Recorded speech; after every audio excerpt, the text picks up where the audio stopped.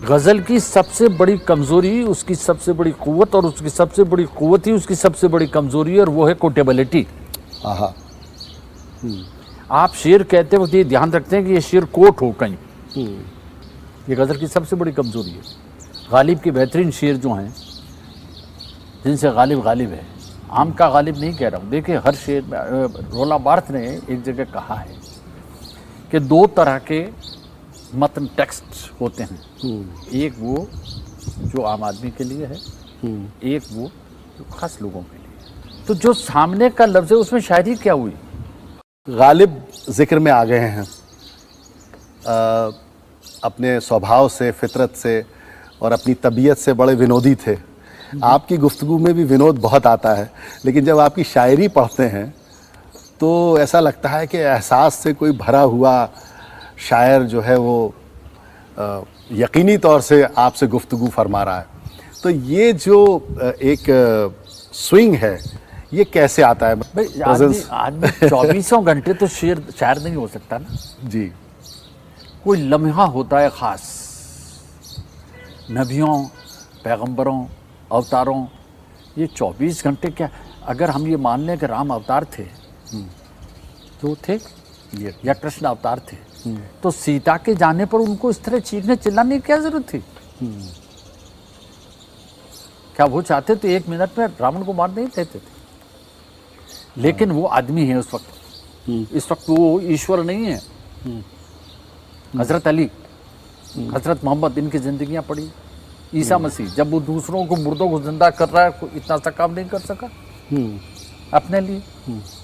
वो इसलिए कि जिंदगी के 2 हिस्से हैं, अपना दुख अपने साथ रखिए, अपना सुख भी अपने पास रखिए। क्या बात है। और जब शायरी से आप सामना करें तो शब्दों की सरसराहट को ध्यान में रखिए, क्योंकि सन्नाटों की सरसराहट शब्द बनता है, और सन्नाटों की सरसराहट से बना हुआ शब्द ही शायर बनता है। क्या बात है। जिसके यहाँ सन्नाटा नहीं है, हमने मौन और चुप्पी को एक मान लिया है।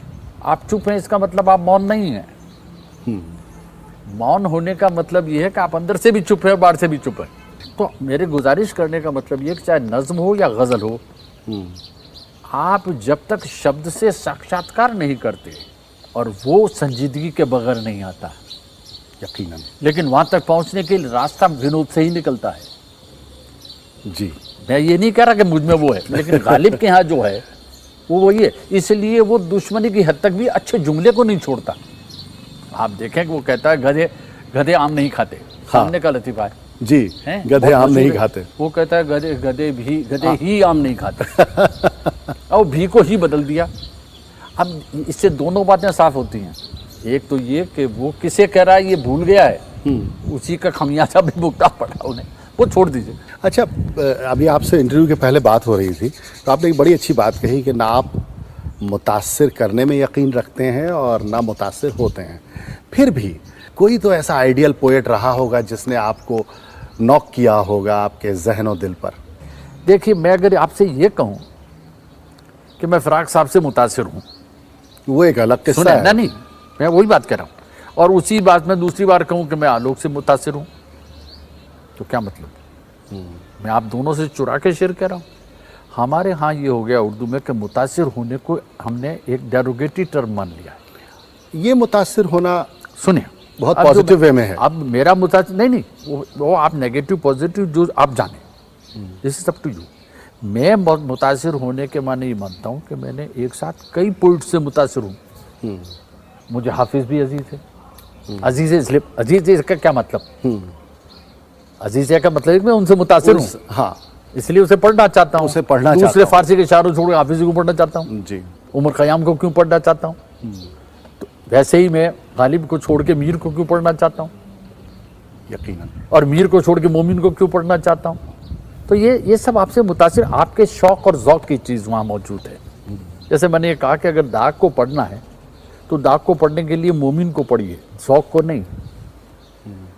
दाग की दागबेल जो है शायरी की, वो मोमिन के यहाँ है, और मोमिन की दागबेल जुर्रत के यहाँ है। तो जुर्रत से आइए दाग को समझने के लिए। अब आप कह रहे मैं दाग से मुतासिर हूँ, मैं दाग से मुतासिर नहीं हूँ। हाँ। मैं जुर्रत से मुतासिर हूँ, नतीजा वही निकलेगा।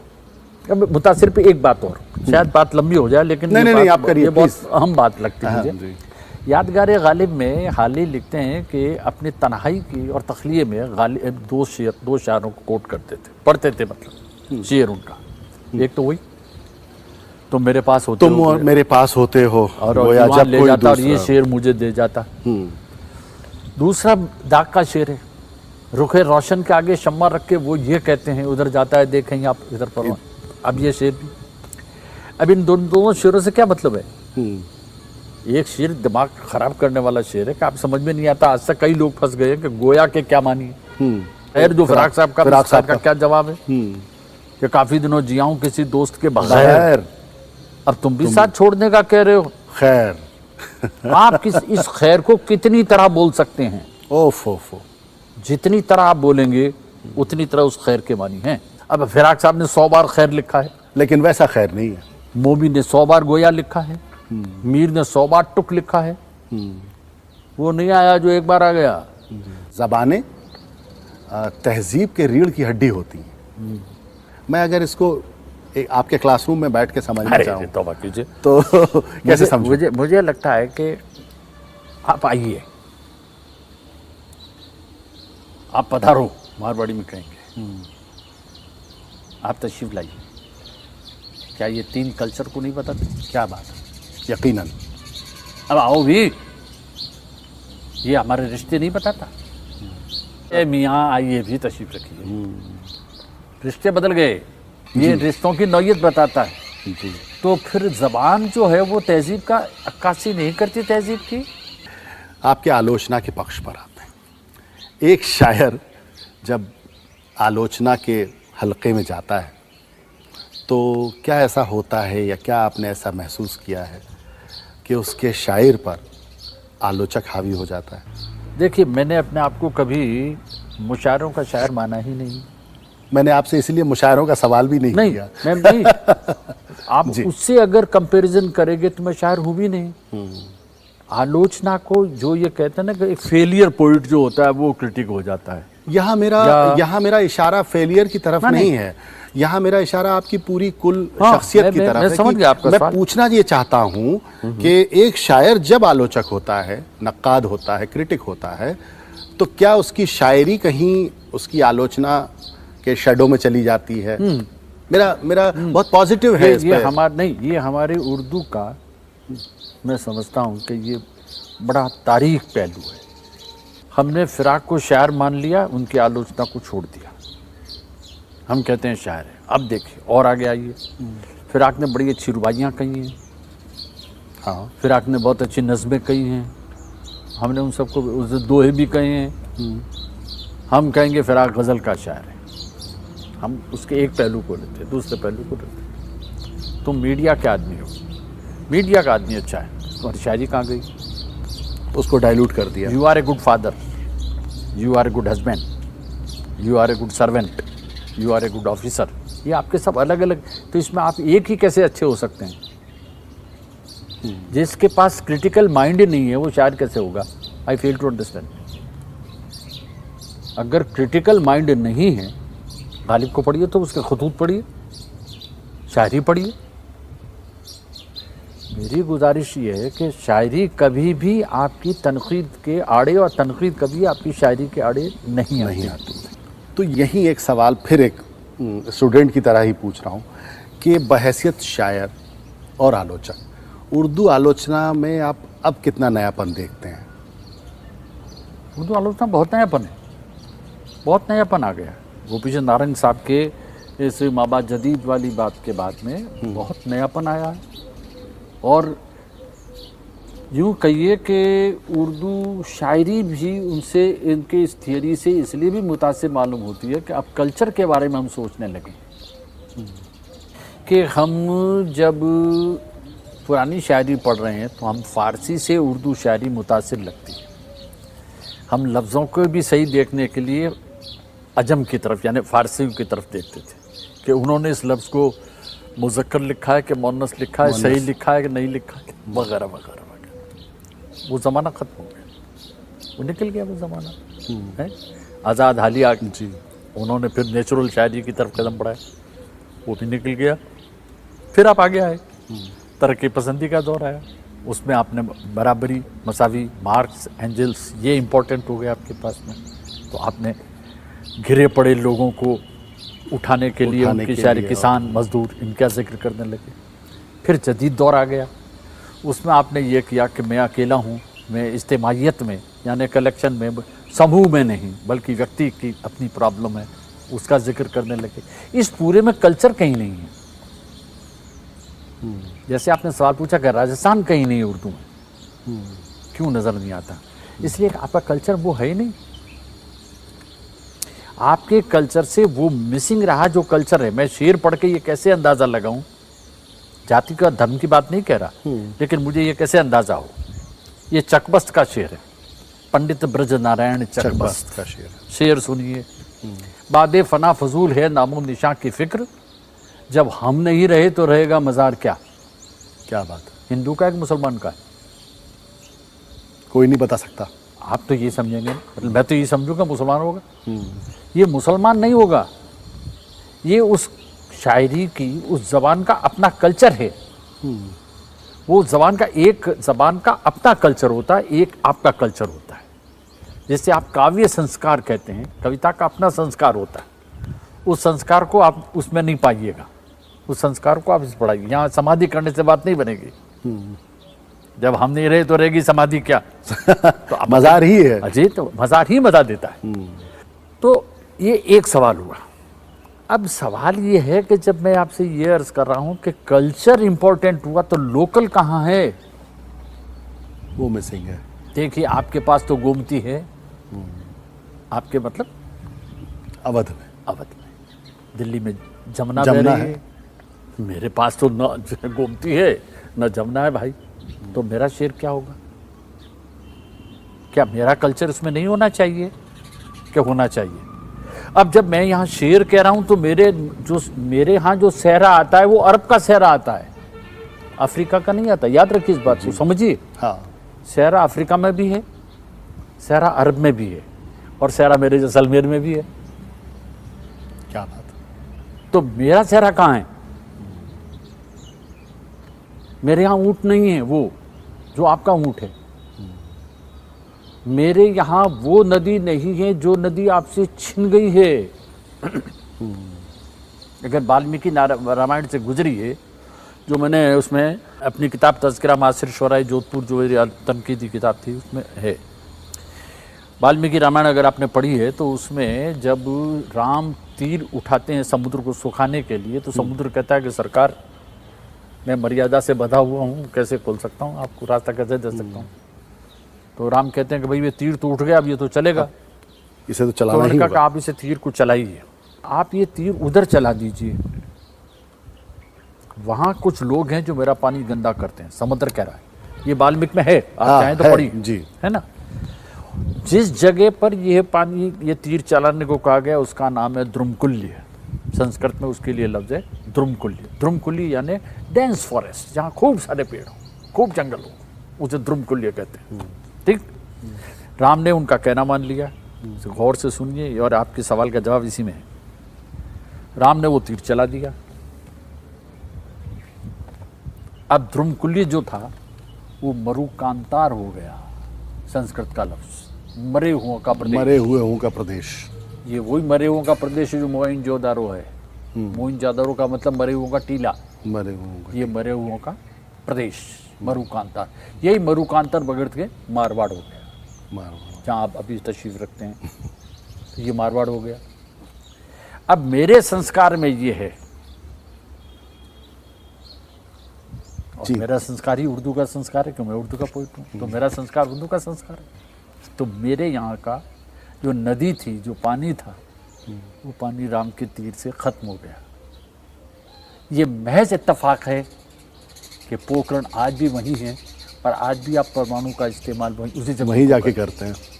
क्या मैं इसे अपने माजी से अपना हाल नहीं मिला लूँ? क्या बात है। तो मेरे मुकद्दर में तो, यानी इस ज़मीन के मुकद्दर में तो हमेशा जलना ही लिखा। तो मेरे यहाँ पानी नहीं रहा, एक। अब दूसरा सुनिए, ये रामायण थी, अब महाभारत से आइए। हमने इनको पढ़ करके जोड़ना नहीं सीखा। ये इन थ्योरी वालों से, और नारंग साहब के और इस पूरे इस से हमने सीखा कि हमारा कल्चर क्या रहा, हमारा लैंडस्केप, हमारी ज्योग्राफी क्या है। कृष्ण महाभारत के युद्ध के बाद में जा रहे हैं, महाभारत में जा रहे हैं, तो रास्ते में उतंग ऋषि आते हैं, कहते हैं मैं बहुत प्यासा हूँ, बहुत खुश होते हैं, सारी कहानी छोड़ता हूँ, सिर्फ वो पूछते हैं कि अच्छा, कृष्ण कहते हैं अच्छा बताइए मैं आपकी क्या सेवा करूँ, क्या पानी नहीं मिलता मुझे। तो बड़े खुश होकर कृष्ण कहते हैं कि जिस दिन आपको प्यास लगे और आप ऊपर कहेंगे प्यास लगी है, उस दिन बारिश होगी। इसलिए यहाँ के बादल का नाम उत्तुंग बादल हो गया। इसलिए राम ने, जिसने कि पूरे राजस्थान को यानी मारवाड़ के हिस्से को जिसने पानी से महरूम कर दिया, कृष्ण ने उसे मारवाड़ में पानी दिया। राम राम कहेंगे डरते हुए, और कृष्ण के मंदिर सबसे ज़्यादा हैं, राम के मंदिर सबसे कम हैं। ये इत्तेफाक नहीं है, इसको इसे जोड़ने की ज़रूरत है, बस उसको इंटरलिंक करने की जरूरत तो ये जो हिस्सा साहित्य में आया, उर्दू गज़ल में ये या उर्दू नज़्म में या उर्दू शायरी में, ये कि मेरा कल्चर उस कल्चर से मैं भिन्न नहीं हूँ। देखिए कृष्ण वही है आपका, राम भी आपका वही है, हज़रत मोहम्मद भी वही है, निज़ामुद्दीन औलिया भी वही है, गरीब नवाज भी वही है, लेकिन उन सबका ये पैकेज जो राजस्थान का है वो राजस्थान ही का है और किसी के पास नहीं है। आखिर क्या वजह है कि गालिब की इतनी शरह मौजूद हैं? क्यों है वो इसीलिए है कि कोई, देखिए एक हाली का गालिब है जी, एक शमशा फारूकी का गालिब है, बाकर का गालिब है, जोश मलसियानी का गालिब है। तो जिसने जिस को जिस तरह से समझा वो उन सबका अपना गालिब है। गालिब खुद कहाँ है उसके लिए, अभी जैसे नारंग साहब की जब मैंने जिक्र किया, नारंग साहब किताब आई गालिब वाली, तो आप देखेंगे उसमें कि वो बताते हैं कि किस तरह शून्यवाद बौद्ध किस तरह बेदिल के मार्फत गालिब तक पहुंचता है। तो गुफ्तगू इतनी अहम हो रही है, इतनी प्यारी हो रही है कि मेरा मन नहीं हो रहा कि उसे बीच में रोका जाए, मगर आपसे कुछ सुनने का मन भी है साथ साथ। दो काम एक साथ न करवाइए, लेकिन बहरहाल शायर के अंदर तो होता है ना, कुछ सुनने वाला मिल जाए, फिर वो आप जैसा हो तो ज़्यादा इनायत, उसको इनायत चलता है। मैं बहुत छोटी छोटी मुख्तसर सी जी 2-3 नज़में आपको सुनाता हूँ, फिर एक गज़ल के कुछ। मेरे नज़दीक शायरी इशारे का आर्ट है, वो गज़ल हो या नज़्म। और वैसे ही जो बात पहले मैंने अर्ज़ की कि वो कौल नहीं है, कैफियत है। लेकिन अभी तो नज़्म सुनिए। बहार में फूल, बहार में फूल, खिज़ा में पत्ते, बहार में फूल खिज़ा में पत्ते, मौसम कोई भी हो पेड़ को तो कुछ न कुछ खोना ही पड़ता है। क्या बात है। दूसरी नज़म देखिए। पहुँच ही जाती है मिलने, पहुँच ही जाती है मिलने। मैंने कहा था उसका ड्राफ्ट ही उसका क्राफ्ट है, उसका क्राफ्ट ही उसका ड्राफ्ट है। क्या बात। देखिए नज़म की कदर देखिए, इसको कोशिश कर रहा हूँ पहुँच जाए कि जैसे लिखिए वैसे आ जाए सामने। पहुँच ही जाती है मिलने, ढूंढती जिसे वो चाहती है। पहुँच ही जाती है मिलने, ढूंढती जिसे वो चाहती है। नदी के सामने नक्शा कहाँ है? क्या बात है, वाह। नदी के सामने नक्शा कहाँ है।